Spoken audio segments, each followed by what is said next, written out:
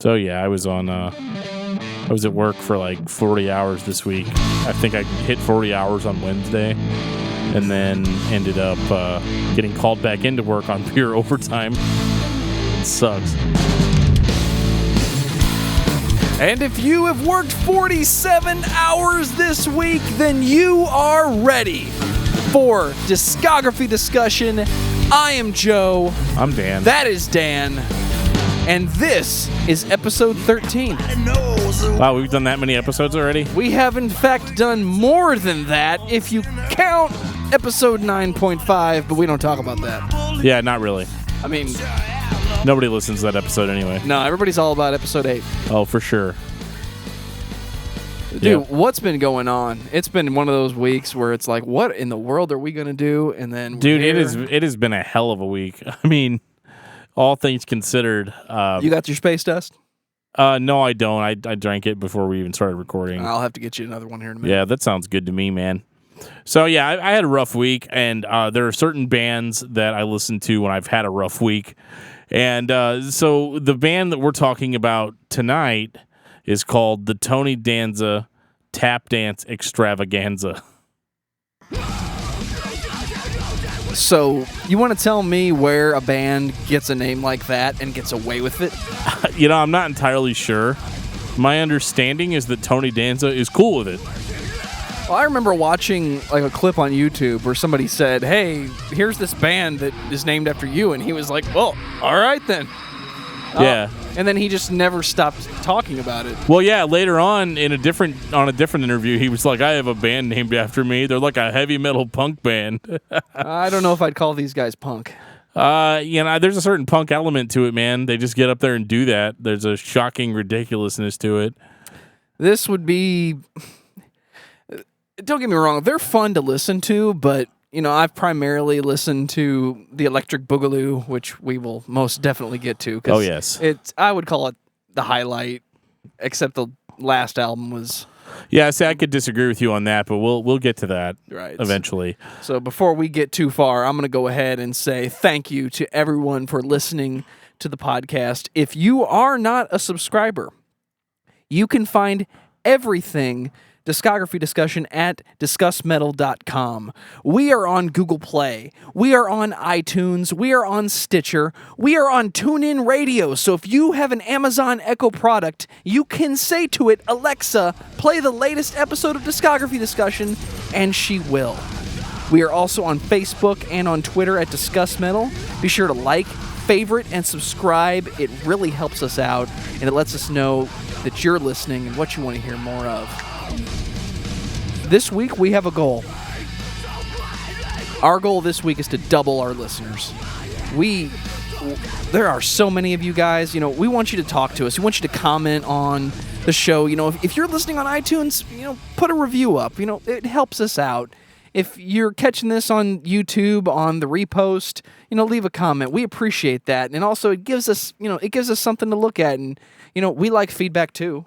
Yeah, I mean, just give it a review on something. You don't even have to type anything. You know, almost everything is reviewed by a star system, and we just want to know what we're doing bad, what we're doing good. You know, any suggestion is better than anything. And we definitely, you know, we want to hear from everybody any way you can because we appreciate all of you. Yeah, I mean, you can hit us up on Twitter. You can hit us up on Facebook. We even set up a Patreon this week, so you can find that at patreon.com. Got some good stuff in there. /discussmetal. We got some good stuff, so... Yeah, for sure. But anyway, let's get into Tony Danza. Tony Danza. Oh, my goodness. Tony Danza puts me in a good mood, even when I'm in a bad mood, and that is definitely something that, well, that's kind of the point. Oh, no, yeah, I understand completely, because Tony Danza is... And hereby we will be referring to the band name as Tony Danza, because I just don't really have the energy in me at this point in time to say the Tony Danza Tapdance Extravaganza that many times. So they're called Tony Danza. Let's just go with that. And Tony Danza is interesting to me in that, you know, everybody remembers that scene from Spinal Tap. There's like, yes, but our amps go up to 11. So traditionally, heavy music is fine for me. Like, I don't really have any issues with listening to kind of your standard modern heavy sound. But there are certain weeks, like when you clock 47 hours in, which may not be a lot to some people. I realize other people work more hours than that. However, for me personally, who's used to a 40-hour work week, I kind of get put in this state where traditional heavy isn't good enough for me, which is when I turn to bands like the Tony Danza Tapdance Extravaganza. They are just kind of ridiculous, kind of insane, almost a joke in places. However, they really pulled through towards the end. And they have 4 albums out. They have 4 albums total. The first one came in like 05 or something? 2005, we got the self-titled Tony Danza Tapdance Extravaganza. Yeah, so, I mean, this was kind of an introduction on what to expect. You know, it starts off with this like loud guitar, this 80s metal type screaming or whatever, and it's not good. It doesn't sound great. And then the band kicks into what they really sound like, which is just kind of an onslaught of, would you say more chaotic metalcore, Joe? That is the aim, I think. And one thing that you're going to notice about this band is where they start and where they end up are not the same. No, not at all. And where they end up, to most people, and would be considered your standard run-of-the-mill degent. I know that's that word again, dude. It's a dirty word, I know, but to most people, that's what it's going to be. Nobody says degent anymore. That's a good thing because it needs to go away. It's stupid. But run-of-the-mill degent. But I would say you're more run-of-the-mill degent around, album number 2, a little bit into 3. Where they ended up is very melodic. But I don't know about very melodic. On the low end of the spectrum, as far as the guitar tuning, I'm pretty sure they're using 8 strings down in F sharp or F. Oh, for sure, yeah. Which, that's where you get that sound from. But where they started out, it's clearly a joke. Self-titled Tony Danza Tapdance Extravaganza. By name, by album cover, it's just this car on a black and white cover, and like he mentioned with the 80s kind of power metal intro, you will find littered throughout this record these little like stabs in the gut of riffs that you might recognize. So it's clearly a joke. I mean, straight up, you can hear Sweet Child of Mine for about a second and a half, and then it turns into chaotic metal. Right, yeah. So it's clearly a joke, and the jokes kind of followed into album 2. Those song titles, man. My bowling ball's frozen in a Foot Locker in Chicago. My bell heaven looks like in Talladega. Yeah, there's a song on here called Cliff Burton Surprise. Yeah. Bringing it straight from Alabama. I mean, it's obvious what it is. Bill Dance lands the big one, and we're reading it off the screen here. And I would say it's fun. Yeah. For the majority of people. Tony Little, Jack Daniels, and the Open Road. That's brilliant.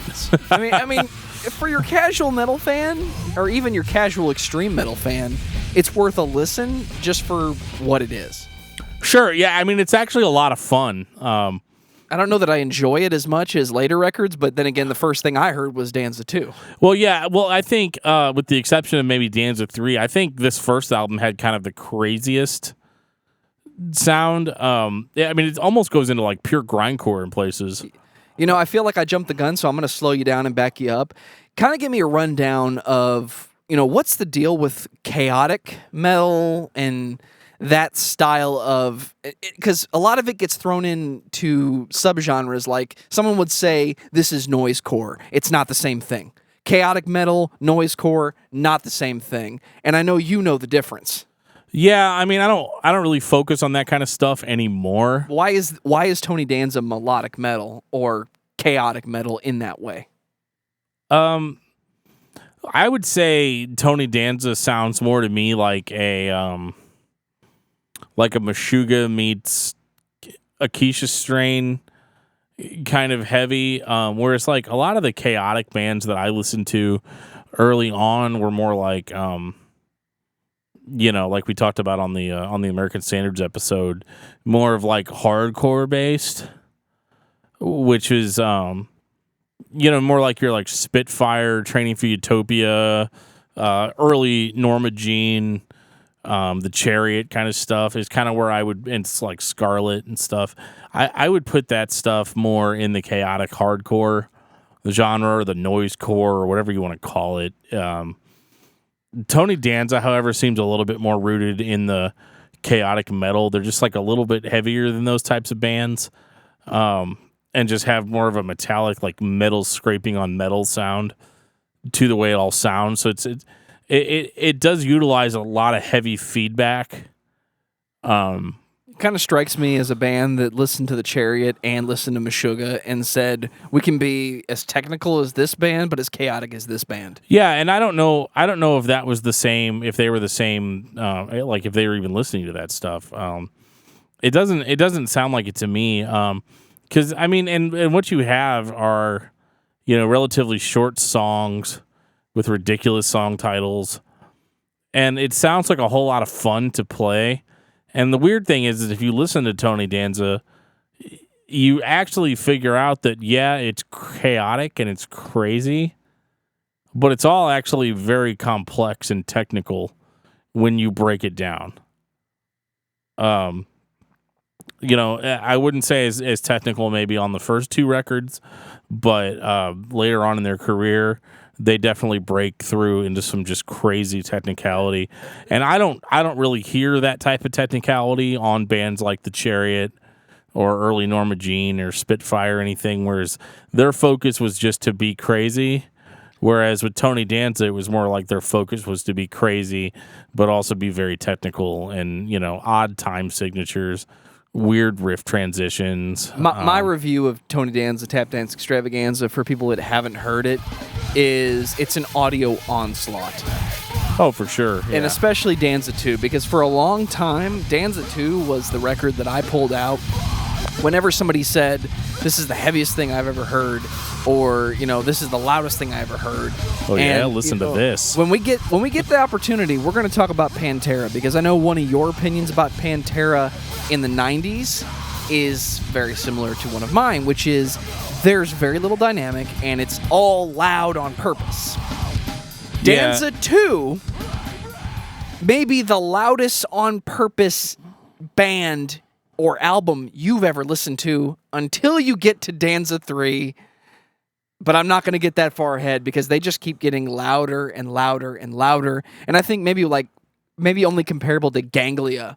It becomes an endurance, like, just to get through the record. You're going to mention Ganglia on our show, really? Absolutely, I'm going to mention Ganglia when I'm talking about Tony Danza because... No, I don't know. No. Come on. No, from an audio standpoint of sit down, listen to the record, Danza 2 is like, it becomes an endurance challenge to just get through it before you just, I can't take anymore. Oh, it's only 30 minutes. Come on. And it's got some skits on it, but Yeah, I mean, it's not, and maybe I've just gotten used to it. That's the thing. We got used to it, but the first time we heard Danza 2, the Electric Boogaloo, we heard, and my only regret is I probably can't play them, but this album is littered with skits. Yeah, it is. I wish we could play all the skits, but I don't want to get copyright infringement. We could just notices. Listen to the skits and call it a day. Yeah, I mean, so the first album, I guess we've talked enough to where we could talk about the first album. Like I said before, the first Danza album, self-titled record. And in a lot of ways, all the albums are self-titled, but the first one is it's chaotic. It sounds dirty. The only thing that's really holding it back from sounding like something like Danza 2 is the production quality. It sounds like it may have been recorded kind of more of in a subpar state. Definitely independent. Yeah, the vocals are mixed really, really weird, and it makes them sound like higher pitched than I think they're supposed to sound. Because I listened to that, and he does lows. I think their singer's name is Jesse. He does lows, in the first record, but everything just kind of comes across as high pitched and kind of tinny sounding. Which is ridiculous considering, how modern the musical style really is. But yeah, the first album is just an onslaught from beginning to end. There's no melodic breaks, no acoustic intros. no heartfelt, power jam type songs. It's a guitar player's wank session. It is, dude. It's 100%. Can I say that on the show? I don't know. Maybe we'll find out. I'm the editor, so. There you go. But Danza 2, the Electric Boogaloo. Did we find this by accident, or was this something you sought out? Me and my buddy Patrick were at a Best Buy, and I came to Best Buy looking for a different CD, but we just see this cover sitting there. It's like a wood grain cover, and on the front of it, it says the Tony Danza Tapdance Extravaganza, Danza 2, the Electric Boogaloo. And I was like, okay, well, I guess I'll get this. And we took it down to Joe's house. We listened to it all the way down. And I remember it being kind of funny because we popped it in and had no idea really what to expect. I hadn't heard the first Danza album yet, so we really didn't know what we had purchased, And it starts off with this skit about like this midget that goes to a bar in Louisiana named Cease, and what follows? Apparently he had caused some kind of trouble at the bar before, and so when he came in, they made him pay $5 just to come into the bar, and they tell him just to keep to himself and not cause any trouble, and I can only assume that these skits were done by the band members. They're not clips taken from a movie that I'm aware of. I could be wrong about that, but it sounds like a bunch of guys just doing like Southern accents and just making it sound really weird and trailer parky, and then of course they bust into a song called "You Gonna Buy the Beer or the Whole Damn Bar," and it turns into this these heavy, crushing Meshuggah style riffs and a loud screaming vocalist, and it just erupts into total chaos after that. And they definitely go back to the clips or the skits, and remember what I said about it being an audio onslaught. They are almost the saving grace as far as you endure it long enough to hear the next funny. But there is no letting up. So the first album, we are straight ahead forward on this one, right? So I mean, the first album was like there were like weird intros to a lot of the songs. Like you'd hear like a little bluegrass part or like a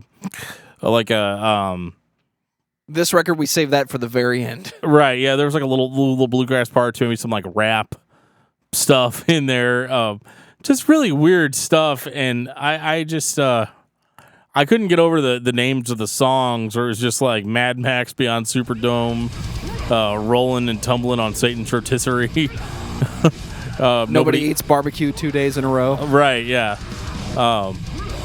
And so it was really enjoyable. And again, like Joe said, that it kind of still sounds like a joke, like they're just playing a big joke on us. But it's weird because if you read the lyrics for Tony Danza, totally serious. Like intense, emotional, heartfelt lyrics. But like beyond that, it's just like the craziest music you've heard in a while. Yeah, I mean, unless you listen to grindcore like on the regular. And I'm gonna play it just because it's for you, because it's the staple. Overdose, shot of whiskey. Thank you. I mean, if that doesn't tell you what you're in for. And I'm not even going to spoil the ending, but you definitely need to pick this record up. You need to listen to the whole thing and then know that the last song is almost 5 minutes long, and it's called the Louisiana Dive Bar Massacre. Enjoy. That's all I have to say. Right. It's not what you're expecting. It's definitely... Sorry, dude. No worries. Tony Danza makes him sneeze sometimes. It's definitely an onslaught in every sense of the word. I don't really know what to say. It's just continual. Like to a point where, it's not like the music isn't good. I'm not talking about like you're listening to like a Cannibal Corpse or Napalm Death record where it's just like unrelenting, unmelodic, technical stuff. Right. It is complex. It is technical. It's hard to pull off. I couldn't play it. much less keep up. Like, remember even what words to sing while recording, like. And see, this is that part where musical taste comes in, because this is the kind of stuff that for me, like, I like what I'm hearing, but like I wouldn't want to sit down and play it, because for me it just wouldn't be fun. It just sounds like noise from a creative standpoint. Right. Well, it's clearly fun for these guys. But when done correctly, it can be very enjoyable. Right. And I would be lying to you if I said I didn't enjoy this record. Yeah, and Bruce Fitzhugh from Living Sacrifice does a cameo on this record, a guest vocal on the Electric Boogaloo, which is really cool. Kind of hearing him on there wasn't something that was expected, as I was a huge Living Sacrifice fan, and just to hear him on this, just a random record that I bought was pretty cool. And I'm not 100% sure, but are these all original band members, or did we kind of have some changes between the last and this one? I know most of the first record members were. It very much seemed like a joke. Yeah. I mean, it could have been. I mean, obviously it wasn't, as they kept going, but yeah. I mean, I think these first two records were more or less the same band. And again, I could be completely wrong. So what happened? I didn't go on right Wikipedia and look it all up, but so Danza 3 is called The Series of Unfortunate Events. And so, like, this takes everything that you've heard before and ups the ante in almost every way. Except this time, it's an hour long. And it's just, again, completely overwhelming to listen to. Remember what we said about audio onslaught? It is. There's nothing really that you would call super melodic going on here. Truthfully, I have spent the least amount of time listening to this record. I think I've listened to Danza 2 and 4 the most. Right. But you have told me on many occasions that is my mistake. Yeah, it is. I mean, this is the record where you work 1 million hours in a week and you just have nothing left and you need something to drive you further to get where you need to get. And this is just so energetic, so technical, so heavy that, I mean, you can't drop a pin between the riffs. I mean, it's a continuous onslaught. It's like pushing a boulder up a hill. For that person that's never listened to a band like this, listen to Danza 2 first. If you're still alive, take a day off because your ears need a rest, put in Danza 3, and let me know how you are an hour from now. Right. It just really gets under your skin. Like, I personally like it, as I'm not necessarily turned off by the idea of an unmelodic band. Everything has its place, they say, and occasionally you just want heavy. Yeah, and that is absolutely what you're getting here. This is probably the heaviest Danza record from a production standpoint. I mean, I would wonder if they re-recorded the first album, that one might be heavier, because like I said, there are some actual, like, almost grindcore parts on that first Danza record. But this record starts off with a track called Vic Mayhem. Yeah, Vicky Mayhem. Oh, it's Vicky. Yeah, and then after that you get Yippee-Ki-Yay Motherfucker right after that, and The Lost and the Damned, Passenger 57. Yeah, I mean, this one actually, though, was the first time where I kind of felt like the band was taking what they were doing a little bit more seriously, because you don't have as many of those weird intros. You don't have the skits. You don't have kind of the gimmick, I think, because I think Danza 2, they had the gimmick of having this continuous skit-driven story going throughout the record, whereas this one is just, buckle in. You're going to be on this for an hour. Hopefully you're going to love it, but, it definitely assaults your senses in a way that I haven't really experienced in other records up to this point. Danza 3 is just sick. Primarily written by the guitarist, if I'm remembering it right. Yeah. Last two records were, Josh Travis, I think his name is. Yeah, and for those bands that have existed past their time of actually existing, this is one of those examples of, well, I've got these riffs. I want to make a record. I'm going to record this. And what we got was more than we expected. Yeah. And I didn't think they could do it again. Oh yeah, man. They really killed it here. I mean, it's hard to really pin down, but like I think they hit a level of chaos. The weird thing that they did introduce in Danza 3 though was there was a little bit more atmosphere here than what we'd had before. You started getting kind of these like background, I don't want to say melodies, but just kind of something a little bit more atmospheric guitar going on in the background, which kind of created more of a mood for each of the songs. And was definitely more refined.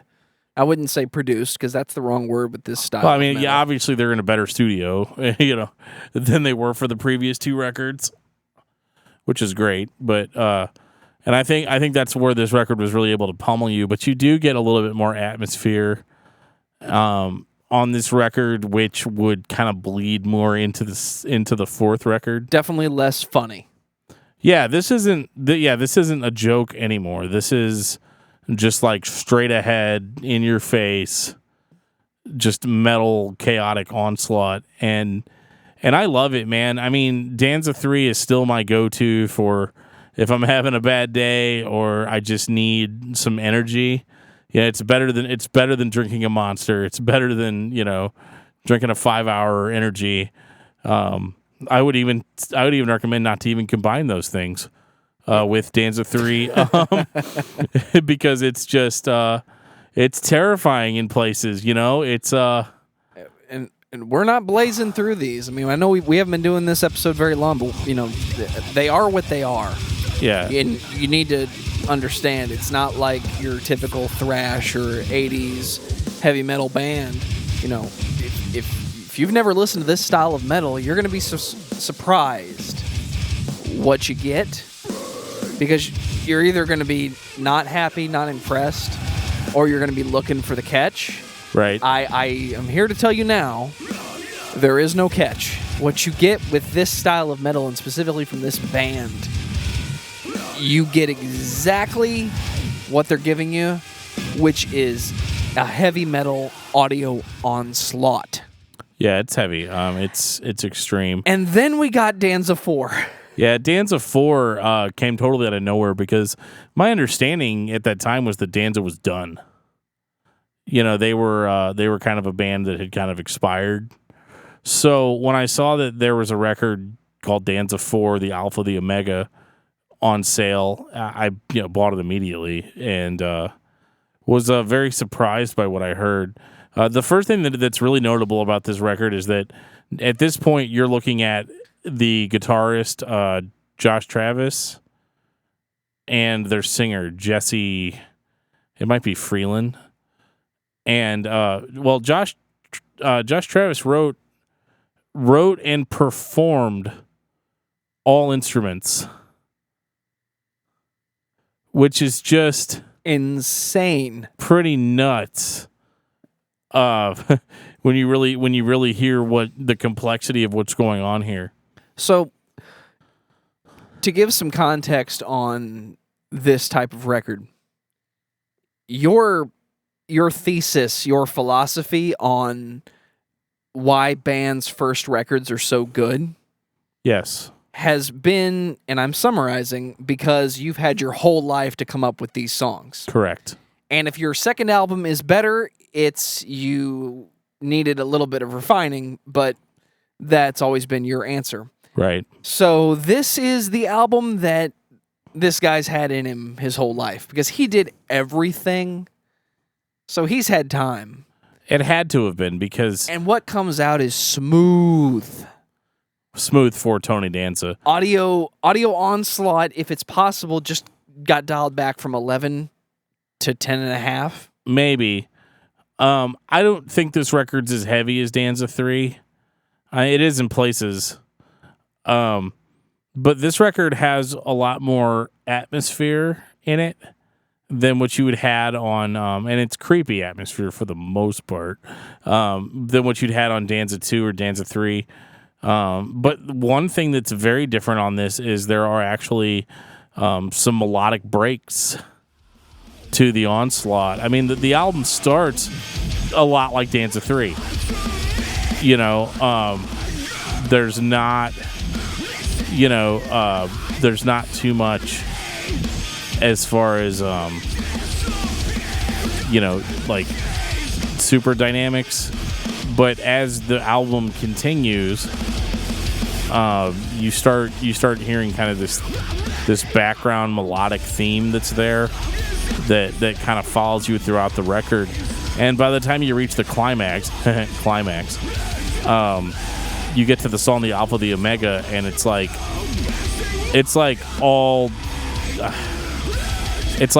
heavy as Danza has ever been, but also has this underlying melody to it that drives you through the song in a way that the band has never really achieved before.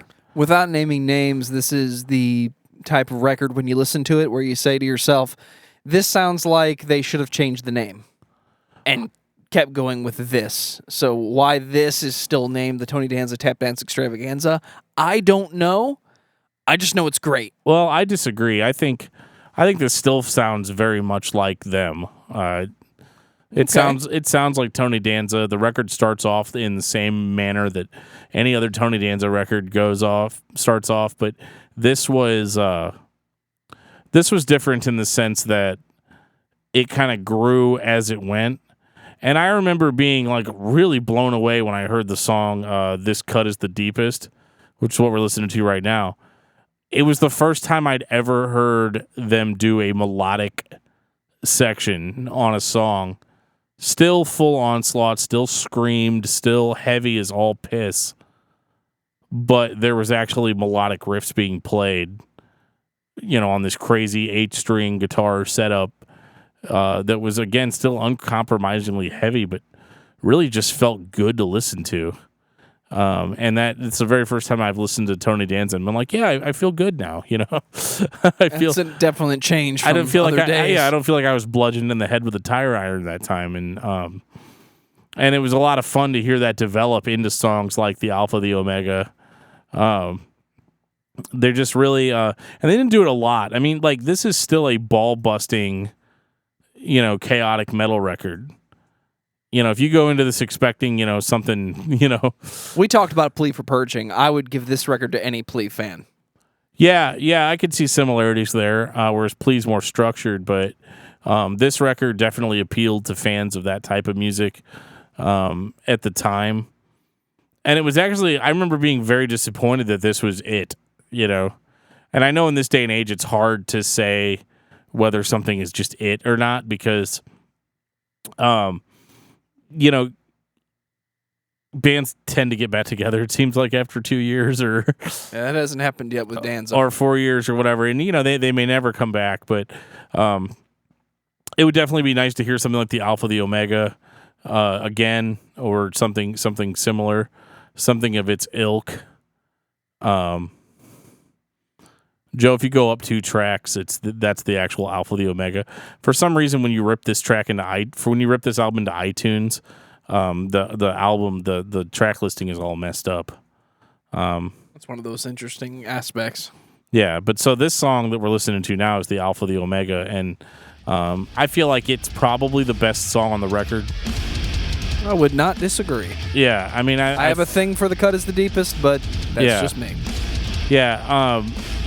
What's cool too is the lyrics on this are a lot more serious than what we'd had before. There's a song that's actually about American soldiers overseas. A lot of really like heartfelt, more personal lyrics. Very angry, but sincere. And they criticize the hardcore scene and all that stuff too on this record. Making kind of poking at people that wear girl pants and things. A lot of bands do that on the way out, and I would definitely say this is on the way out. Yeah, because I mean, what have they got to lose, right? I'm going to tell you exactly what I think. I'm going to tell you what I think. Yeah, and this record was just very good for me. I mean, it came out a few years ago, and what year was this, Joe? Was this 2012? 2012 on the Alpha and the Omega. Yeah. So, I mean, and even 5 years later, man, it's still probably my go-to record for this type of music. Just because it's so dynamic, it's so in your face. It doesn't compromise anything. You know, like it's usually when a band like this adds melody to their sound, it doesn't work. Or it sounds forced. In this case, it really kind of came across as a natural progression because I think they easily could have cut all that melodic stuff out and did another Danza 3. And I think that would have been the easier way to go. But this is a different beast entirely, and I would hope that the two guys that basically wrote it and recorded it, you know, really walked away feeling proud of what they'd done. You know, this might be an example of a band. This might be the only example of a band I can think of where you could actually listen to these albums in reverse order, and you might get a better experience.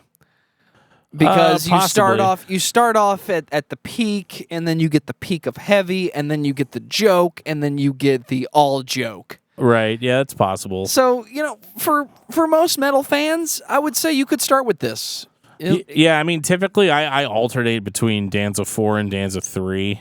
Right, we save Danza 2 for those occasions when it's a bluegrass kind of day. Danza 2 is great, but really the first two Danza records functioned, at least for me, as the type of record that you kind of just showed people more than you sat down and actually listened to it. Right. Whereas Danza 3 and 4 are alternately more deserving of your actual time. Like, you put it in, you listen to it, you know, and you kind of get where they were going with it.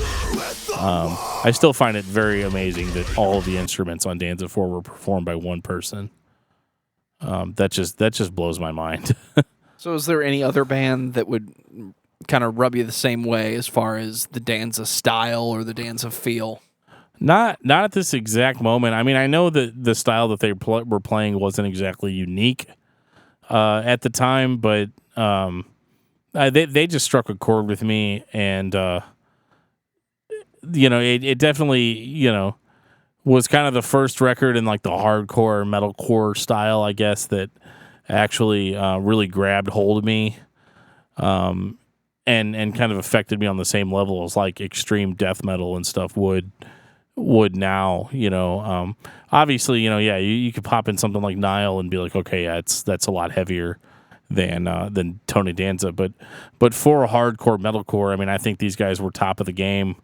And honestly, I haven't really heard a record in this style since this that really impressed me on the same level that this one did. Final thoughts on Tony Danza Tapdance Extravaganza? You should definitely listen to it. It's worth your time, even if you listen to it and think that it's not your style. I think there's definitely something to be said about what they did, the progression that they made, and some of the statements that they made musically. I think it's undeniable, and I'd love to hear more, obviously, in the future. But I think Tony Danza is where it's at, and I recommend anybody that's a fan of chaotic metal to definitely check it out. For that person that listens to A Plea for Purging, listens to Between the Buried and Me, listens to Norma Jean even, for that person, don't be afraid to stop halfway and come back later, because, you know, one or two listens will get you in on this, because this is your chaotic metal done very, very well. And if you haven't heard it, you need to take some time. For sure. Because we're probably never going to get anything like it again. Yeah, I doubt it. Seriously. So what's your album of the week? My album of the week? Well, that's rough, man. I've been listening to a lot of like really old stuff. Me too. Probably the same band you have. No, not super old. If you're talking about Pantera, I haven't really listened to it enough. That's not old enough. Okay. Well, actually, I've been listening to the album Demonic by Testament, and that's been my album of the week, my most frequently played. I'm going to create a little bit of a controversy here, but we have a very special guest, in my eyes, a very special guest lined up that we will be talking to next week. Yes. And most likely that episode will come out on Friday. Yeah, we've actually got a few people lined up we had Travis from As the Story Grows last week or 2 weeks ago, I guess. We took a week off because, come on, that episode was 2 hours long. It was amazing. It was exhausting. We definitely and awesome. enjoyed that. You reminded me. We actually have 2 guests. Can we mention anybody? Or I'm gonna wait until it's actually confirmed. I'm gonna make that challenge and say follow us on Twitter, follow us on Facebook. Yeah, we'll definitely keep you up to date on any developments. Keep your eyes open because my album of the week is actually a greatest hits. Oh boy! To get you in the mood for what is going to come next, it is We Sold Our Souls for Rock and Roll. It's the vinyl greatest hits for Black Sabbath. Oh, yeah. Primarily the early days of Ozzy, but that will get you psyched up for what we've got coming up. And, and we got some big stuff coming down the pipe. In addition to our traditional discography discussions, we are planning on having music genre discussions as well. Which may not post as an actual episode, but we will kind of break down the genres a little bit and discuss them as to what their impact was in the time period that they came in. So you can expect in the future, full on episodes about thrash metal only, or death metal only, or hardcore only. Nu metal only. We're gonna just really kind of break it all open, and it'll give us a chance to talk about bands that maybe don't necessarily fall into our normal format, but we want to talk about anyway. And sometimes we can discuss them in the context of talking about a genre as a whole. And I think that's going to be a lot of fun. We're just going to kind of experiment with different formats, but still try to deliver what we originally intended to do, which was talk about bands from beginning to end. So it's a lot of exciting stuff coming up. It's just getting better and better, and we really hope that you guys will stay along for the ride through all that.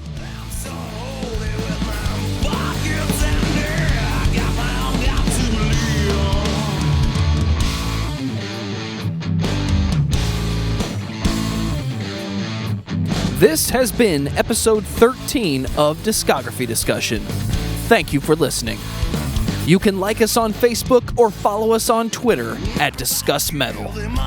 Subscribe to our podcast everywhere you listen to podcasts, including Google Play, iTunes, and Stitcher. Visit discussmetal.com for all things discography discussion, and please send questions and comments to danandjoeshow at gmail.com. If you are not a patron, please become one at Patreon. You can search for Dan and Joe Show, Discography Discussion, or go to patreon.com/discussmetal.